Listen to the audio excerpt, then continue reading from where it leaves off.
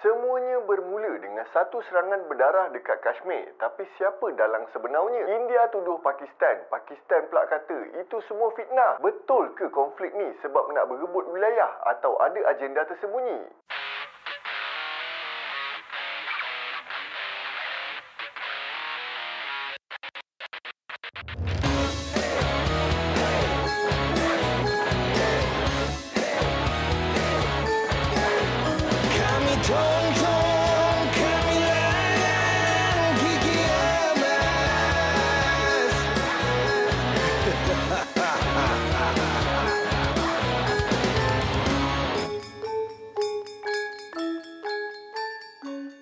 Assalamualaikum dan salam Melaka bersejarah. Alhamdulillah kita dipanjangkan umur untuk berjumpa lagi dalam video hari ni. Aku sebenarnya dah malas nak cerita topik ni sebab aku rasa macam dah terlambat dah aku nak cerita. Tapi sebab ada yang komen minta aku cerita versi aku dan benda pun dah tulis. Rasa macam sia-sia pula tulis tapi tak buat video kan. Jadi aku cerita secara ringkas je lah sebab aku rasa apa yang aku nak cerita ni korang dah tahu dah pun. Hari ni aku nak bercerita tentang satu serangan berdarah yang berlaku dekat Kashmir yang dah menimbulkan ketegangan politik di antara Pakistan dengan India. Pada 22 April 2025, berlakunya kejadian tembakan dekat sebuah kawasan padang rumput dekat area lembah Baiseren Pahalgam, Kashmir yang berada di bawah pentadbiran kerajaan India. Kawasan ni merupakan kawasan tumpuan pelancong yang selalu disebut sebagai mini Switzerland sebab dikelilingi hutan yang subur dan landscape alam semula jadi. Masa kejadian ni berlaku, Kashmir tengah musim bunga. Lagilah ramai pelancong dekat area sini. Berdasarkan laporan, lebih kurang 1,000 orang pelancong yang berada dekat situ masa serangan ni terjadi. Kejadian yang berlaku pada jam 2.45 petang tu dah menyebabkan kematian 26 orang pelancong di mana kebanyakannya warga negara India. Antara yang terkorban tu ialah pegawai tentera laut India yang tengah honeymoon, bekas jurubank, ahli perniagaan dan juga accountant. Serangan ni dipercayai dilakukan oleh The Resistance Front TRF atau Kashmir Resistance, sebuah kumpulan militan yang aktif dalam pemberontakan dekat Jammu dan Kashmir. Diorang buat serangan tu sebab tak puas hati dengan orang luar yang menetap dekat wilayah tu sampai berlakunya perubahan demografi. Benda ni berkaitan dengan pemansuhan status khas terhadap wilayah Jammu dengan Kashmir yang dibuat oleh kerajaan India pada tahun 2019. Apa benda yang dimansuhkan tu? Secara ringkasnya, sebelum ni dua wilayah ni boleh ada perlembagaan sendiri, parlimen sendiri dan boleh tentukan siapa yang layak jadi penduduk tetap dekat wilayah-wilayah ni. Semua keistimewaan ni tertakluk di bawah perkara 370 dengan perkara 35A dalam Perlembagaan India. Namun, kerajaan India di bawah pimpinan Narendra Modi telah mengumumkan pemansuhan undang-undang ni pada bulan Ogos 2019. Jadi, wilayah Jammu dan Kashmir kena ikut undang-undang kerajaan India sepenuhnya. Walaupun perubahan tu dibuat untuk membangunkan wilayah-wilayah ni, benda ni dah mencetuskan kemarahan penduduk tempatan termasuk orang Pakistan. Kenapa orang Pakistan nak marah pula pasal wilayah kerajaan India? Sebab kalau ikutkan, wilayah Kashmir ni sekarang dah pecah dua tau. Tapi kalau ikutkan betul-betul dah pecah tiga sebab Pakistan ada serahkan dua wilayah Kashmir dekat kerajaan China.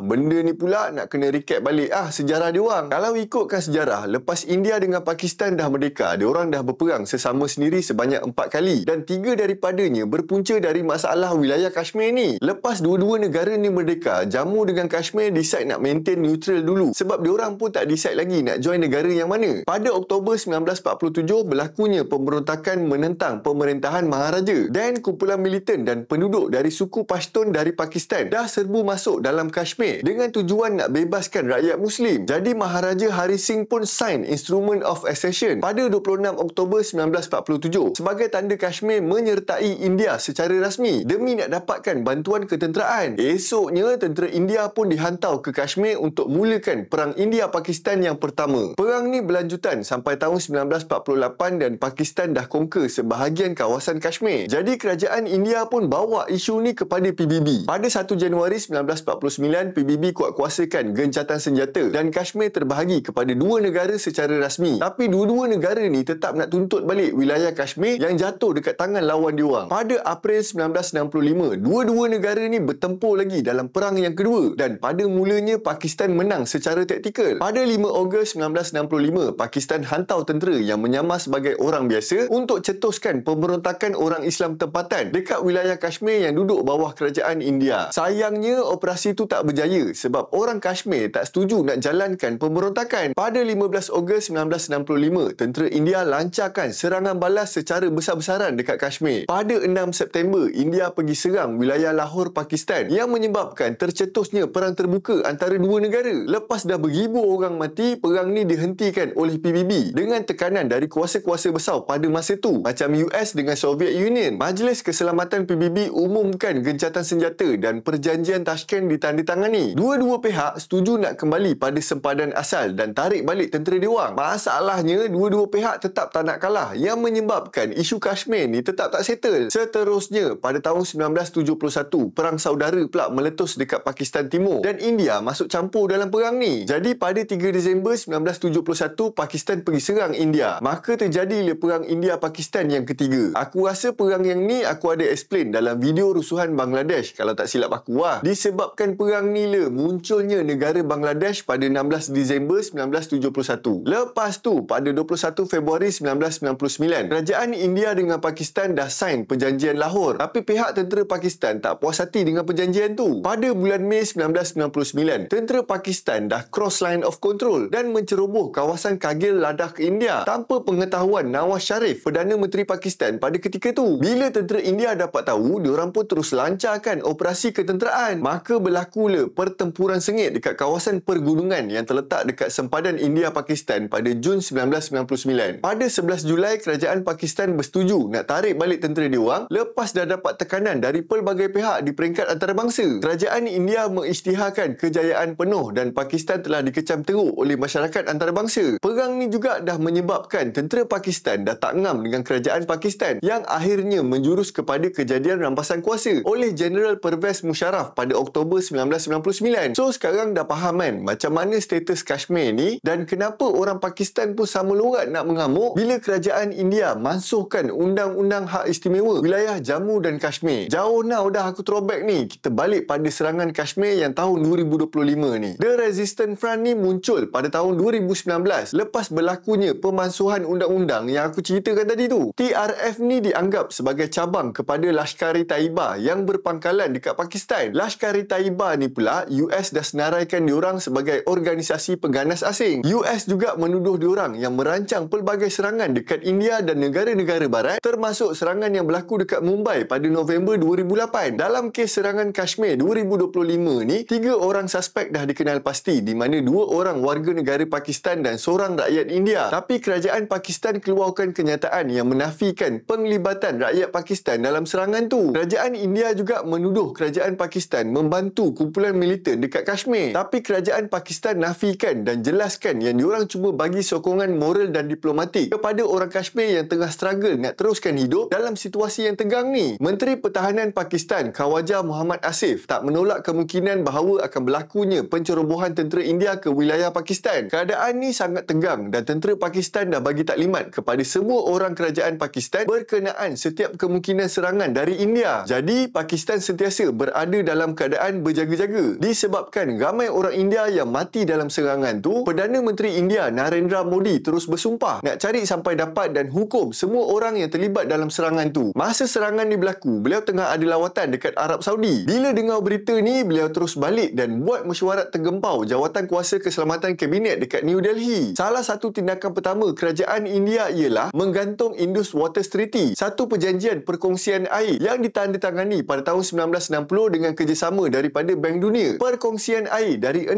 sungai ni dah bagi manfaat yang besar dekat Pakistan. Sungai-sungai ni dah mengalirkan air kepada lebih 16 juta hektar tanah pertanian bersamaan 80% daripada jumlah keseluruhan tanah pertanian yang ada dekat Pakistan. Sebelum ni, walaupun dah berperang banyak kali, dua-dua negara ni tetap berpegang pada perjanjian ni. Cuma kali ni situasi jadi agak teruk yang menyebabkan India terus bertindak drastik. Kalau India sekat air diorang, Pakistan akan ada masalah air yang sangat serius. Benda ni akan bagi kesan buruk pada penjanaan kuasa elektrik yang menjurus kepada kerosakan ekonomi Pakistan. Sebagai respon, kerajaan Pakistan menegaskan sebarang cubaan untuk menghentikan atau mengalihkan aliran sungai kepunyaan Pakistan akan dianggap sebagai tindakan perang. Selain tu, kerajaan Pakistan mengumumkan penutupan ruang udara kepada semua syarikat penerbangan penerbangan milik India atau dikendalikan oleh negara India. Pakistan juga menghentikan semua perdagangan dengan India, membatalkan visa negara masing-masing dan pos sempadan Wagah Atari telah ditutup. Berdasarkan kenyataan pakar politik, kerajaan India sepatutnya tak boleh hentikan aliran air sungai serta-merta sebab kerajaan India cuma dibenarkan bina loji kuasa hidroelektrik dan empangan besar je dekat 3 sungai kepunyaan Pakistan. Cuma Menteri Sumber Air India Chandrakan Raghunath Patil pula keluarkan kenyataan yang mengatakan kerajaan India akan pastikan tak ada setitis air pun dari sungai Indus akan dibiarkan mengalir ke Pakistan. Dia cakap kerajaan India dah ada perancangan jangka pendek dan jangka panjang untuk menguruskan sungai Indus ni. Kerajaan India juga telah memberikan masa seminggu untuk keluar dari India kepada penasihat pertahanan, tentera laut dan tentera udara Pakistan yang ada dekat Suruhanjaya Tinggi Pakistan yang berpangkalan dekat New Delhi. Sebagai tambahan, pada 7 Mei 2025, kerajaan India telah melancarkan Operasi Sindoor, satu serangan udara selama 23 minit ke 9 lokasi dekat Pakistan dan Kashmir. Pakistan menyerang balas pada 8 dan 9 Mei 2025. Pada 10 Mei 2025, Presiden US Donald Trump, naib Presiden US JD Vance dan Setiausaha Negara US Marco Rubio telah menjalankan usaha diplomatik yang membawa kepada gencatan senjata. Walaupun terdapat laporan pelanggaran arahan gencatan senjata, tapi keadaan jadi stabil balik pada 11 Mei 2025. Pada 12 dan 13 Mei ni, Perdana Menteri India mengatakan tindakan ketenteraan India cuma ditangguhkan, bukan dihentikan sepenuhnya. Kalau ada bukti kukuh yang menunjukkan Pakistan menyokong tindakan keganasan, kerajaan India akan bertindak balas serta-merta. Kerajaan Pakistan pula menafikan sekeras-kerasnya tentang penglibatan diorang dalam serangan Kashmir hari tu. Diorang juga cakap yang India ni sengaja menggunakan kejadian tu sebagai alasan untuk serang Pakistan. Berdasarkan laporan setakat ni, dua-dua pihak bersetuju nak buat rundingan dekat satu lokasi yang neutral. Kemungkinan besar diorang akan bincangkan sekali pasal isu Kashmir dan perjanjian air diorang. So lebih kurang macam tu lah kisahnya tentang isu yang berlaku dekat Kashmir dan konflik yang tengah berlaku di antara dua negara yang berjiran. Semoga India dan Pakistan ada jalan penyelesaian yang tak memerlukan pertumpahan darah. Macam biasa, ada sebarang pendapat, pandangan, nak tambah atau nak betulkan fakta aku, silakan tulis dekat ruangan komen. Minta maaf kalau ada terkasar bahasa atau tersalah fakta. Terima kasih, jumpa lagi dalam video yang seterusnya. Assalamualaikum dan salam Melaka bersejarah.